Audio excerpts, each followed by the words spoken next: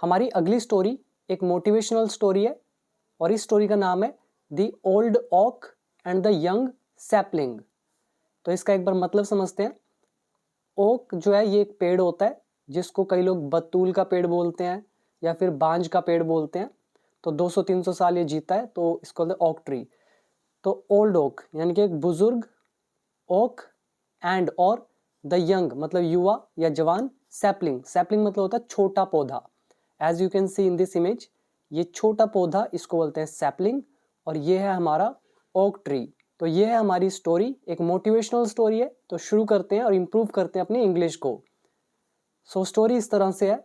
In a quiet village, एक शांत गांव में, नियर अ फ्लोइंग रिवर, एक बहती हुई नदी के पास। फ्लोइंग रिवर यानी कि बहती हुई नदी, नियर पास। स्टूड खड़ा था, अ माइटी ओल्ड ओक ट्री, एक माइटी, माइटी मतलब होता है विशाल या शक्तिशाली, एक शक्तिशाली बूढ़ा ओक ट्री खड़ा था। तो हम कहेंगे एक शांत गांव में बहती हुई नदी के पास खड़ा था एक शक्तिशाली बूढ़ा ओक पेड़। इट हैड बिन देयर, वो वहां था, फॉर ओवर 100 ईयर्स, 100 सालों से भी ज्यादा समय से। इट्स ब्रांचेस, इसकी जो शाखाएं हैं, स्प्रेडिंग फैली हुई थी, वाइड मतलब चौड़ी, एंड और इट्स रूट्स, और इसकी जड़ें डीप गहरी थी, इन द अर्थ धरती में। अब यहाँ पे देखो कौन सा रूल हमारा यूज हुआ। सबसे पहले हमने यूज किया यहाँ पे हैड बीन। ये हमारा लेसन होता है टाइम इन टेंस। यहाँ पे 4 लगा हुआ है टाइम को बताने के लिए, और ओवर 100 ईयर्स मतलब 100 से भी ज्यादा सालों के लिए हमने यूज किया। तो ये हमारा टाइम इन टेंस पास्ट वाला कॉन्सेप्ट। अगर आप ऊपर देखोगे ये एक तरह की ट्रांसलेशन होती है स्टूड। देखो ये है हमारी सेकंड फॉर्म। इसका जो सब्जेक्ट है वो बाद में लिखा हुआ है। तो ये एक तरह की ट्रांसलेशन होती है जहाँ सब्जेक्ट को बाद में लिखा जाता है और ये जो अदर वर्ड्स हैं इनको पहले लिख दिया जाता है। आप ऐसे भी लिख सकते थे, a mighty old oak tree stood near a flowing river in a quiet village, ऐसा भी आप लिख सकते थे। It is up to your creativity level. तो हमारे 2 कॉन्सेप्ट यूज हो गए, एक है पास्ट इंडेफिनिट एक्टिव वॉइस और एक टाइम इन टेंस। और इसमें आप वर्ड मीनिंग याद करें, माइटी मतलब होता है शक्तिशाली, फ्लोइंग बहता हुआ एक एडजेक्टिव का काम कर रहा है, स्प्रेडिंग इज फैला हुआ, ब्रांचेस शाखाएं, रूट्स जड़, डीप इज गहरा, वाइड इज चौड़ा। यहां तक समझ में आ गया। अब देखते हैं इसके बाद बिसाइड द ओक, ओक के बगल में। बिसाइड हमारी प्रेपोजिशन होती है मतलब बगल में, next to. So beside the oak, oak के बगल में, अ यंग सैपलिंग, एक जवान नन्हा पौधा, हैड जस्ट स्टार्टेड ग्रोइंग, अभी उसने बढ़ना ही शुरू किया था। दिस इज सब्जेक्ट, हैड लगा है और स्टार्टेड इज वर्ब की third form, past perfect tense. Oak के बगल में एक नन्हे पौधे ने अभी उगना शुरू ही किया था या बढ़ना शुरू ही किया था। इट एडमायर्ड, उसने तारीफ की, एडमायर इज तारीफ करना, प्रशंसा करना। तो नन्हे पौधे ने तारीफ करी द ओक्स स्ट्रेंथ, ओक के स्ट्रेंथ की, उसकी मजबूती की, एंड विजडम और उसकी बुद्धिमत्ता की यानी कि समझदारी या अकलमंदी, तो उसकी तारीफ की। इसमें हमारे 2 टेंस यूज हुए, एक है पास्ट परफेक्ट और एक है पास्ट इंडेफिनिट एक्टिव वॉइस। इसमें भी आप वर्ड याद करें, एक है सैपलिंग नन्हा पौधा, ग्रो इज उगना या बड़े होना, एडमायर तारीफ करना, प्रशंसा करना, प्रेज करना, विजडम बुद्धिमता, समझदारी, अकलमंदी, स्ट्रेंथ मजबूती। इसके बाद नेक्स्ट लिखा है वन डे, एक दिन, द सैपलिंग सैड, सैपलिंग ने कहा, नन्हे पौधे ने कहा। अब ये थे उसके एग्जैक्ट वर्ड्स, ओल्ड ओक मतलब बूढ़े ओक, यू हैव सीन, तुमने देखे हैं, मैनी सीजन्स बहुत सारे मौसम, present perfect tense. Tell me, मुझे बताओ, व्हाट इज द सीक्रेट, क्या सीक्रेट है, क्या रहस्य है, किसका रहस्य है, टू स्टैंडिंग खड़े रहने का, स्ट्रॉन्ग मजबूत, लाइक यू तुम्हारी तरह। तो ओल्ड ओक, तुमने बहुत सारे मौसम देखे हैं, तो मुझे बताओ तुम्हारी तरह मजबूत खड़े रहने का सीक्रेट क्या है, रहस्य क्या है।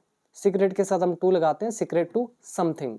इसमें आप टेंस को ध्यान से देखो, sapling side past indefinite, you have seen present perfect, tell me is imperative sentence, and what is the secret, ये हमारा हो गया नाउन एडजेक्टिव का चैप्टर। इसमें आप करें याद वर्ड सीक्रेट टू समथिंग, किसी चीज का रहस्य, और इसमें कोई मुश्किल चीज हमारी यूज नहीं हुई है। सीजन्स आप जानते हैं अच्छे से, मौसम। इसके बाद हमारा अगला paragraph, the oak smiled, oak मुस्कुराया, एंड सैड और कहा।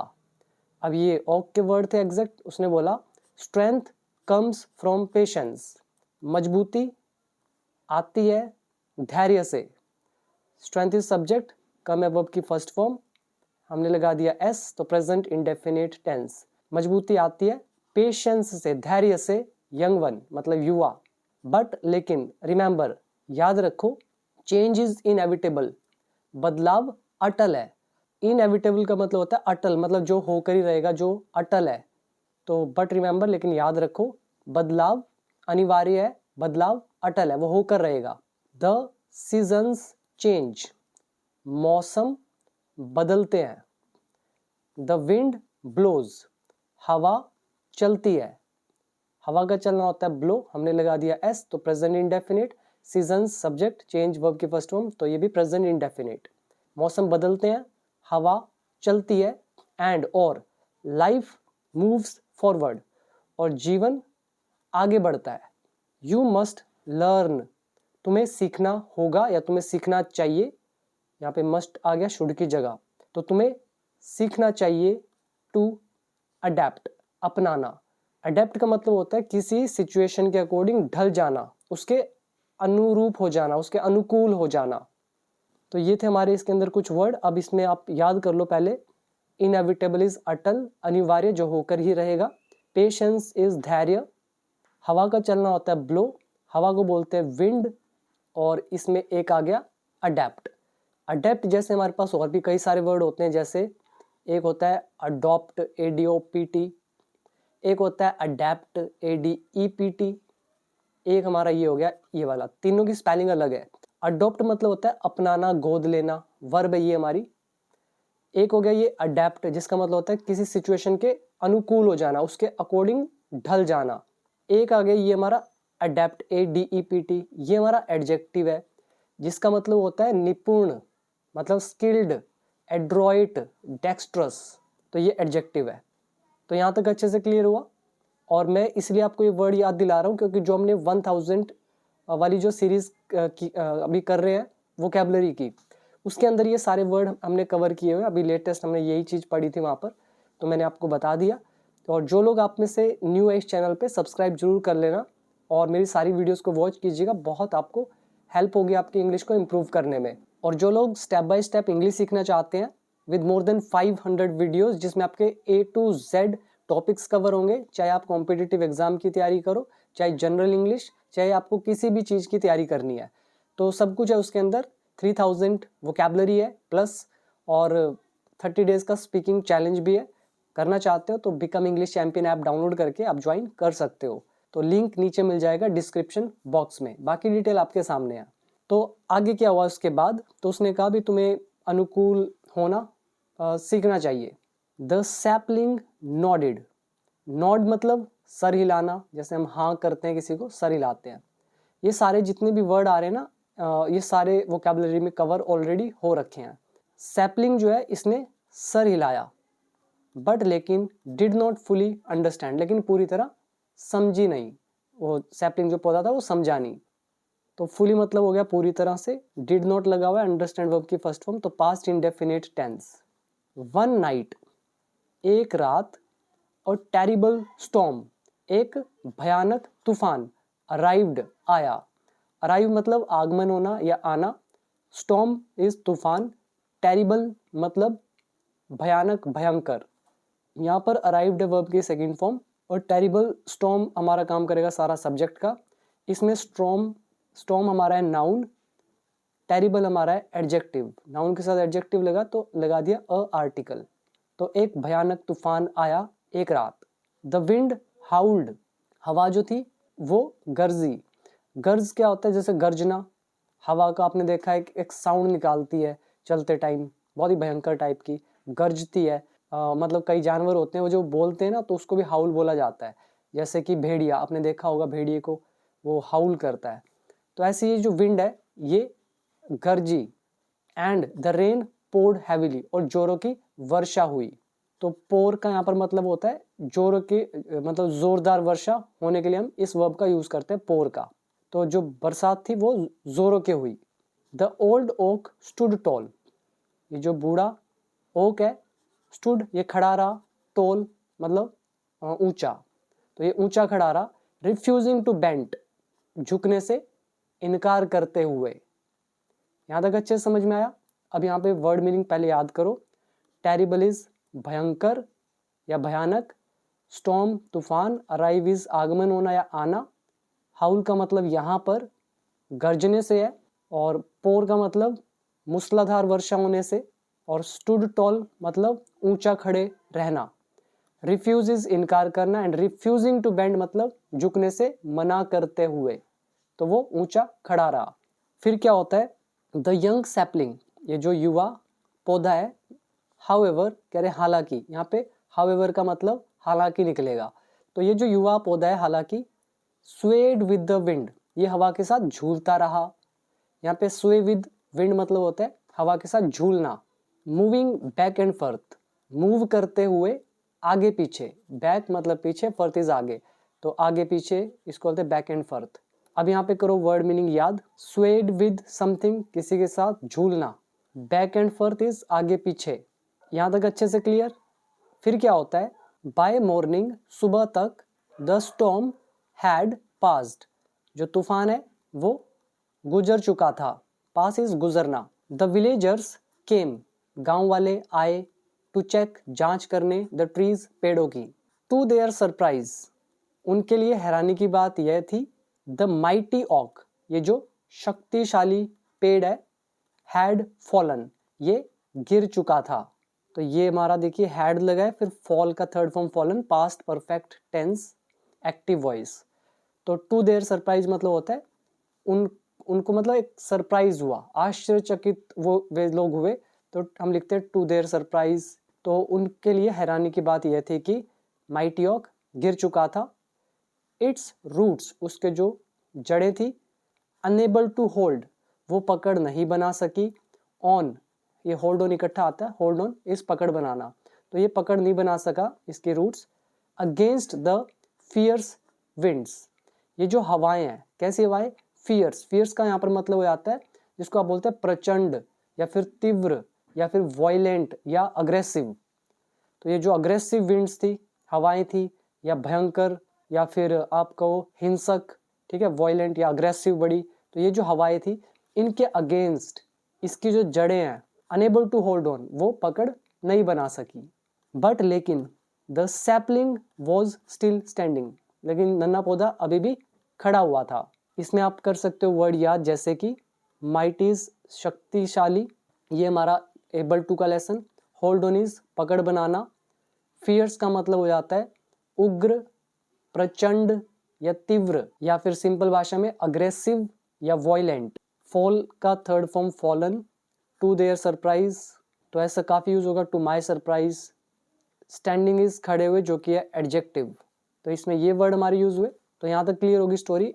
फिर क्या होता है, द सैपलिंग विस्पर्ड, सैपलिंग जो है वो फुसफुसाया। विस्पर मतलब होता है कानाफूसी करना, फुसफुसाना। तो नन्हा पौधा फुसफुसाया मतलब हल्की आवाज में बोलना। तो क्या बोला वो, the old oak was strong, बुजुर्ग ओक काफी मजबूत था। बट लेकिन it did not accept change, लेकिन उसने बदलाव को स्वीकार नहीं किया। पास्ट इंडेफिनिट टेंस है ये हमारा, और ये जो स्ट्रॉन्ग है ये एडजेक्टिव है, एडजेक्टिव से पहले वॉज वर। आगे लिखा है आई बेंट, मैं झुक गया, विद द विंड, हवा के साथ, एंड सर्वाइव्ड, और बच गया। सर्वाइव होता है जीवित रहना। इसमें अच्छे वर्ड हैं जैसे कि विस्पर करना, कानाफूसी करना, फुसफुसाना। फिर है एक्सेप्ट करना, स्वीकार करना। बेंट इज झुकना, बेंड का second form bent. Survive is संघर्ष करना या जीवित रहना। फिर क्या होता है, फ्रॉम दैट डे ऑन, उस दिन से, द सैपलिंग ग्रू वाइजर, जो पौधा था वो और भी समझदार हो गया। ग्रो वाइजर मतलब होता है समझदार होना, तो ग्रो का सेकंड फॉर्म ग्रू, तो नन्हा पौधा और भी समझदार हो गया उस दिन से। इट अंडरस्टूड, वह समझ गया, दैट की, to survive and succeed in life, बने रहने के लिए या फिर जीवित रहने के लिए, एंड सक्सीड और सफल होने के लिए लाइफ में, वन मस्ट एक्सेप्ट, व्यक्ति को स्वीकार करना चाहिए, चेंज बदलाव को, नॉट रेजिस्ट इट, इससे रेजिस्ट नहीं करना चाहिए, यानी कि बचना नहीं चाहिए। रेजिस्ट करते हैं ना, उससे रोकने की कोशिश करते हैं, तो वही बोलते हैं प्रतिरोध, ठीक है, प्रतिरोध करना। तो हमें इसके साथ वन मस्ट एक्सेप्ट चेंज, बदलाव को स्वीकार करना चाहिए, उससे रेजिस्ट नहीं करना चाहिए, रोकना नहीं चाहिए। सो ये थी हमारी स्टोरी। यहाँ पे आप मॉरल देखिए क्या निकलता है। और उससे पहले याद दिला दूँ, जो भी आप में से इंग्लिश सीखना चाहता है, क्योंकि इंग्लिश को सीखने के बाद ही स्टोरीज पढ़ेंगे तो आपको रिजल्ट मिलेंगे। पहले पढ़ोगे तो बड़ी चीज़ें आपसे मिस हो जाएंगी, रूल्स सारे समझ नहीं आएंगे। तो सीखना है तो डाउनलोड कर लीजिएगा become English champion app, link है नीचे डिस्क्रिप्शन बॉक्स में, बाकी डिटेल आपके सामने। मॉरल क्या है इसका? चेंज इज इनएविटेबल, बदलाव जो है वो अटल है। दोज कह रहे हैं वे, कौन वे? पहले इसको देख लेते हैं। दोज विल थ्राइव, थ्राइव मतलब क्या होता है? संघर्ष करना, फलना फूलना, तो वे फलेंगे फूलेंगे। कौन?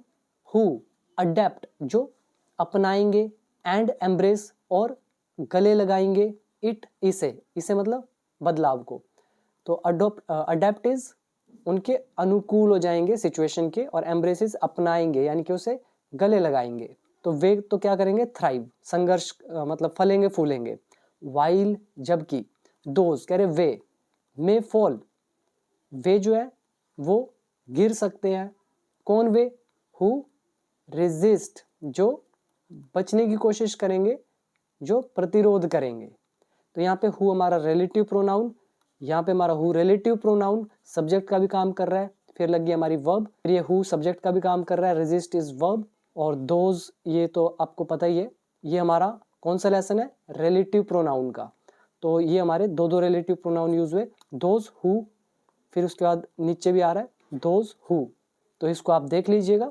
तो इसमें अब आप करो वर्ड मीनिंग याद। एक हो गया इनएविटेबल, अटल, थ्राइव इज फलना फूलना, जैसे कोई भी बिजनेस अच्छे एम्प्लॉयज के बिना फल फूल नहीं सकता है। एम्ब्रेस इज अपनाना, जैसे एम्ब्रेस चेंज, बदलाव को गले लगाना या अपनाना। अडेप्ट सिचुएशन के अकॉर्डिंग हो जाना।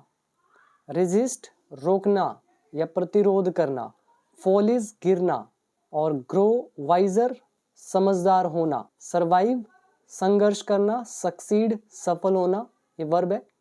और फ्रॉम दैट डे ऑन, उस दिन से। सो ये थी हमारी आज की एक अच्छी स्टोरी। उम्मीद करता हूँ बहुत सारे नए वर्ड्स और ग्रामर आपने देखी। तो अब आप चाहो तो कोर्स को ज्वाइन कर सकते हो, लिंक नीचे डिस्क्रिप्शन बॉक्स में दिया हुआ है। तो अभी दीजिए इजाज़त। Thank you so much.